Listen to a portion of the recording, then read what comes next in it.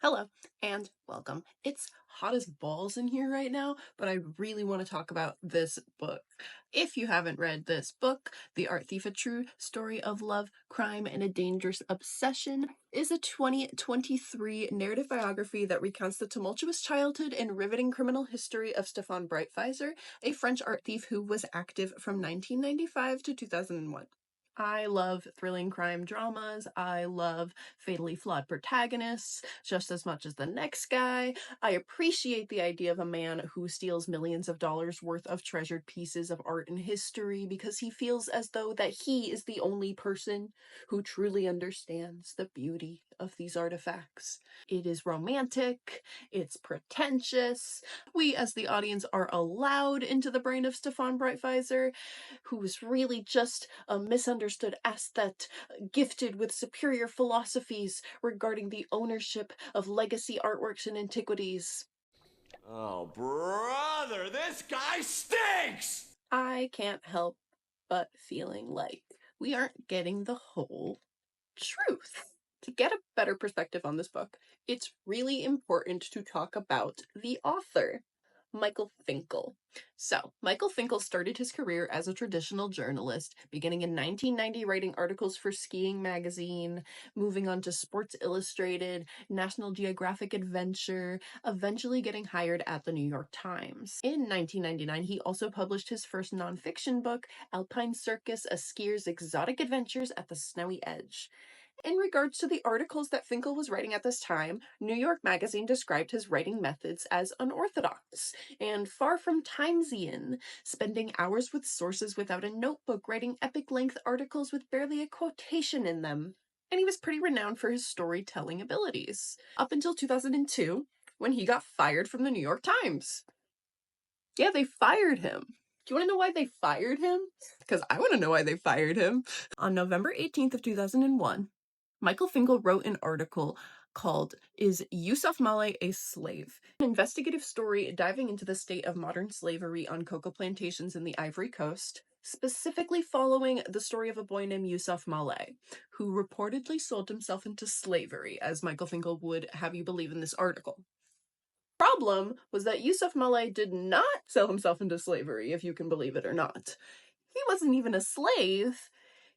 He wasn't even the boy who was pictured in the article. After the article was released, Finkel was contacted by the Save the Children Foundation, where he was promptly informed that the photo that he included with his article was not a picture of Yusuf Malay, but was just a completely different guy. So Finkel, doing his damage control, immediately calls the New York Times, trying to cover his tracks, claiming that he accidentally sent in the wrong image to the editorial staff. And this immediately sets off alarm bells, obviously, because how could you get the wrong image? How could you get an image of a completely different guy when you have spent all of this time talking to Yusuf Malay? Wouldn't you know what he looks like? How could you make this mistake, Michael? So this immediately sets off alarm bells to the editors, and when the editorial team asks Michael Finkel to provide proof that Yusuf Malay exists, he could not provide anything, and instead of providing any proof, he flies from Montana to New York to meet face-to-face with the editorial team on February 15th, where he admits to deputy editor Catherine Bouton that Yusuf Malay was a composite character. What is a composite character and how did we get here? So, Finkel originally had pitched a story to the New York Times in which he was going to uncover and expose a culture of child slavery in West Africa. And ultimately, he wasn't able to gather the substantial evidence that would prove his claim. And so instead of just taking the L, or instead of rewriting the claim to talk about the existing poor working conditions on the cocoa plantations, Finkel created a character that would composite all of the worst stories that he collected in his research to essentially fit the narrative that he had promised to the New York Times. And obviously you can see why that would be unethical journalism. This isn't fiction. You can't just make up a guy. You can't just make up a guy and then sell it to the New York Times as a real thing. It's not really cool when you spread misinformation, Michael. This is a pretty integral part of Finkel's history as a writer, and especially as a journalist, and it sort of makes you think twice about his credibility. But everybody makes mistakes. You know, that article was published over 20 years ago. Finkel has gone on record stating that The Art Thief took him 11 years to make sure that everything in this wild and unpredictable tale is true. Which seems like a pretty long time. It's a pretty long time to be editing and fact-checking a book that weighs in at only 224 pages. This one? 11 years, Michael? I also want to point out that about 8 pages of these 224 pages are just dedicated to him talking about how his research was done. There is arguably a little bit of a theme here of Michael Finkel sort of defending his own research and his own integrity of the final product. Like, every now and then he just kind of has to remind us that he did in fact actually do some research. My argument isn't actually that he made anything up in this book, like he did in his infamous article that got him fired from the New York Times, but rather that his telling of this story is incredibly biased, and unfortunately after 11 years lacks a diverse set of sources that would make this a more responsible piece of nonfiction. Let's talk about the two main characters of this book, Stefan Breitweiser and Anne-Catherine Kleinklaus. Breitweiser and Anne-Catherine are depicted in the book as equal partners in crime and true lovers. The problem we face in this depiction is that we only ever get Breitweiser's perspective on everything, including the crimes and including the relationship. Breitweiser spins him and Kleinklaus's relationship as one of two soulmates who fostered a higher level understanding of art than anyone else in the world. He talks about how Kleinklaus was on board with the whole thing. She was a woman of high taste. She and Breitweiser were so in sync that she would accompany him on most of his heists, helping him plan and perpetrate the robberies, serving as a lookout, or sometimes even suggesting which pieces that he should steal next for her own aesthetic benefits. When she eventually does stop helping him, Breitweiser describes her as still tolerant of his actions, and when he eventually gets caught, Breitweiser spares the love of his life from facing the consequences of her crimes by insisting that he acted alone. This is the story that Finkel has published for us, based on a retelling of events directly from Breitweiser, but with how front and center Kleinklaus is in this narrative. It's kind of jarring that we never really get her perspective.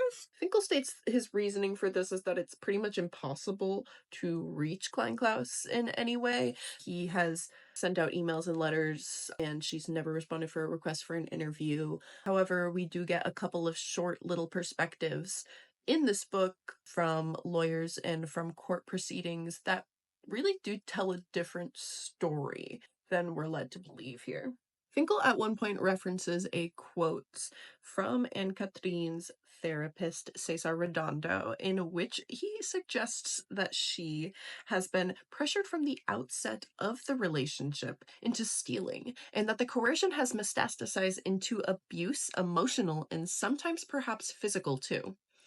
Redondo further describes the relationship as one of dominance and submission. Finkel's attempt to contradict this statement goes pretty much no deeper than referencing a home video that he got his hands on, that he got to watch, where he describes Kleinklaus as seemingly elated and playful, surrounded by their stolen treasures, and basically says that she does not appear to be suffering or to be persecuted. Which is hilarious and extremely frustrating. I think most people can agree that a home video of somebody looking happy with their partner does not portray an entire relationship. It's especially ridiculous that he uses this example as a way to debunk a therapist that has worked with Kleinklaus, and Michael Finkel has never even spoken to her. Anyways, it's a little scummy.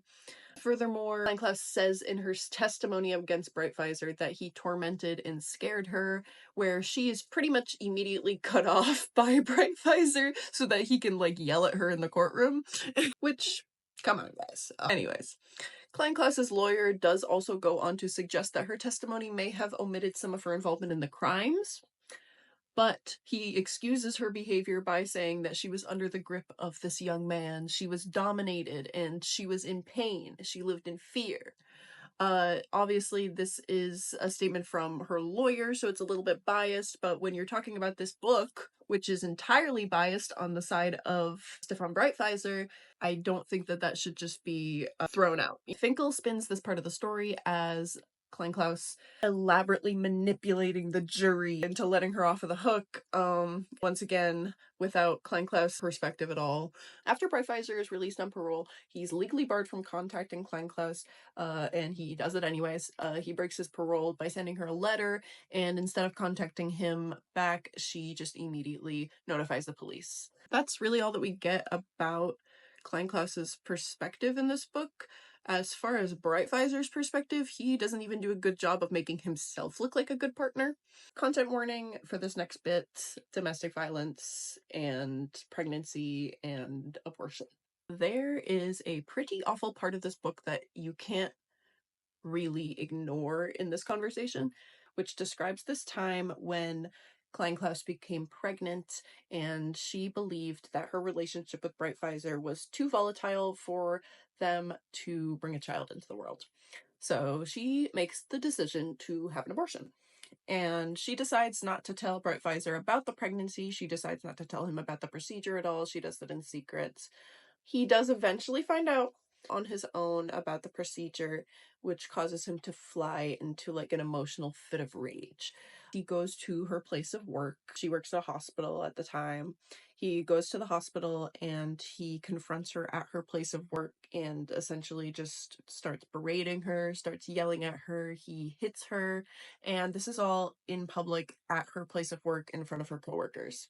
I don't want to speculate on whether this is the only incident of violence in the relationship, but if you've read this book, you will know that the whole star-crossed lovers, the whole true love perspective is really front and center of the narrative. I don't think that it's right that this relationship takes center stage in this book as a true story when we only get one side, especially when a big chunk of this book is spent speculating on whether Kleinklaus is a master manipulator who got away with grand larceny and fabricated a tale of abuse in order to dodge prison time.